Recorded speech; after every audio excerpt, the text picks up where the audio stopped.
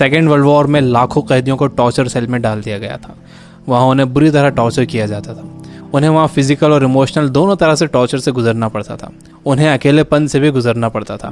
कैदियों के सामने उनके दोस्तों की मौत हो जाया करती थी। उन्हें अपने दोस्तों और रिश्तेदारों को मरता हुआ देखना पड़ता था। ऐसे में कैदियों को ये लगने लगा था कि उनका भी मरना अब पक्का है। ये सब देखकर कैदी इमोशनली बहुत डिस्टर्ब हो जाते थे, बर्दाश्त नहीं कर पाते थे और वो सदमे से ही मर जाते थे। सेकेंड वर्ल्ड वॉर में कैदियों को रखने के लिए कई कैंप्स बनाए गए थे। उन्हीं कैंप्स में से एक कैंप में बंद थे psychologist doctor Viktor Frankl. Viktor उन कैंप्स में 3 साल तक रहे। उन कैंप्स में उन्होंने जो भी देखा, जो भी एक्सपीरियंस किया, जो भी टॉर्चर सहे, किसी को मालूम नहीं था कि वो इसके बारे में एक किताब लिख देंगे। उस किताब की करोड़ों कॉपीज बिक जाएंगी और कई भाषाओं में वो किताब ट्रांसलेट हो जाएगी।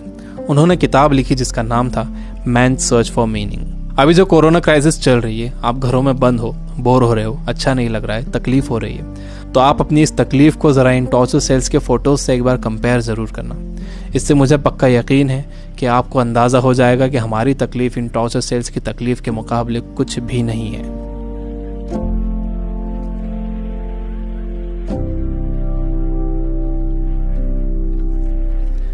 जब विक्टर को इन कैंप्स में डाला गया तो उनके साथ उनकी फैमिली भी थी, लेकिन सब के सब धीरे धीरे मरते गए। विक्टर एक इंसिडेंट बताते हैं। उनके साथ एक कैदी था। उसने फरवरी महीने के आखिर में एक सपना देखा।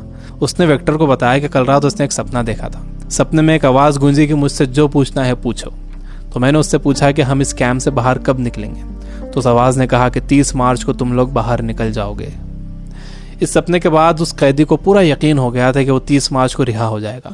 मार्च का महीना शुरू हो गया। वो एक एक दिन गिन रहा था। धीरे धीरे दिन निकलते गए। जब मार्च का महीना ख़त्म होने आया तो उस कैदी को ये दिखने लगा कि वो रिहा नहीं हो सकेगा। 29 मार्च को वो बीमार पड़ गया और 30 मार्च को वो मर गया। ऊपरी तौर पर तो ये लग रहा था कि उस कैदी को कोई बीमारी हुई है जिससे वो मर गया, लेकिन विक्टर जानते थे कि वो कैदी किसी बीमारी से नहीं मरा था, बल्कि नाउम्मीदी से मरा था। उसके मरने की वजह थी उम्मीद का ख़त्म हो जाना, होप का ख़त्म हो जाना।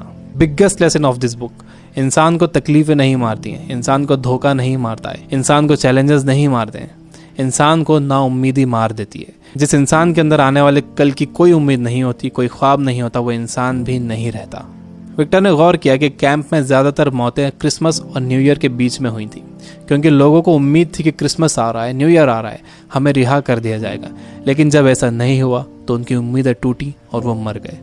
जब भी किसी इंसान की उम्मीदें ख़त्म होती हैं तो उसका इम्यून सिस्टम कमज़ोर हो जाता है, और जब किसी का इम्यून सिस्टम कमज़ोर हो जाता है तो वो किसी भी छोटी मोटी बीमारी से मर सकता है। यानी पहले उम्मीदें ख़त्म होती हैं, उससे इम्यून सिस्टम कमज़ोर होता है, उसके बाद वो बीमारी ताकतवर हो जाती है। दूसरी चीज़ विक्टर ये बताते हैं कि आपके पास ज़िंदा रहने के लिए एक बड़ा सपना होना चाहिए, एक लॉन्ग टर्म गोल होना चाहिए। जिसके पास आने वाले कल के लिए बहुत बड़ा ख्वाब है, उसके लिए आज की तकलीफ़ें, आज की प्रॉब्लम्स बहुत छोटी होती हैं।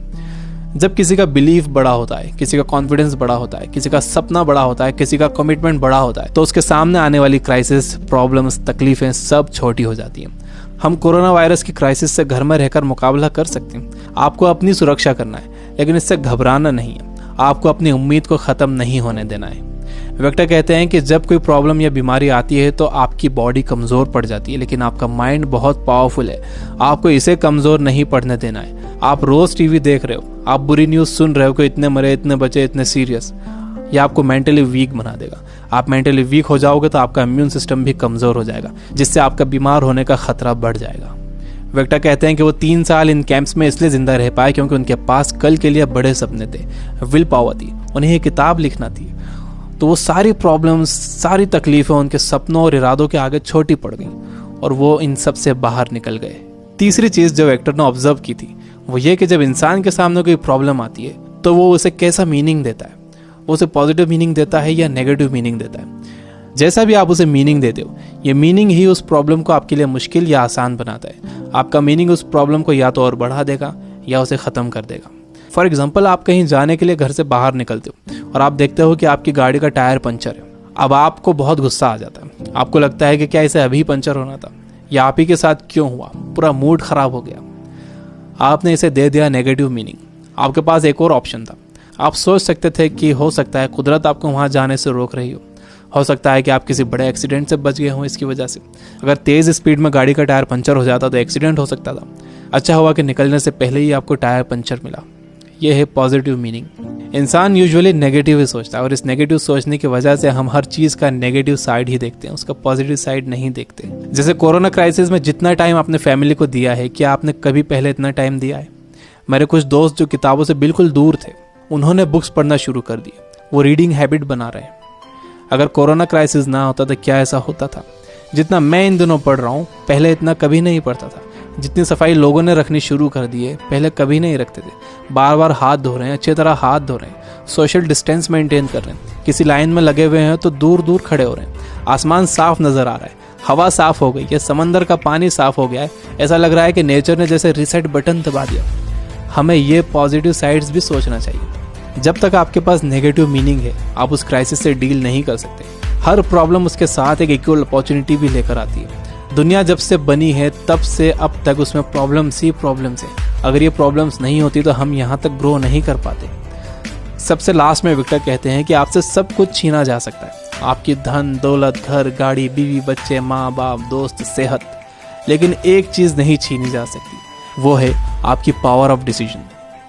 आपसे फैसला करने की ताकत कोई नहीं छीन सकता।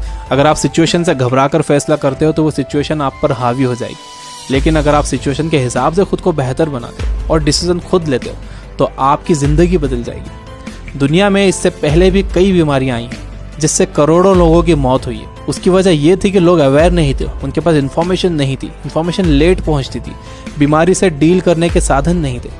लेकिन आज का वक्त सबसे अच्छा वक्त है। हमारे पास इन्फॉर्मेशन बहुत तेज़ी से पहुंचती है, हमारे पास साधन है। मुझे पूरा यकीन है कि आगे और भी अच्छा वक्त आने वाला है और मैं आपको उम्मीद दिलाता हूं कि आगे सच में बहुत अच्छा वक्त आने वाला है। You guys are amazing. Keep reading, keep learning, keep growing. Thank you for watching.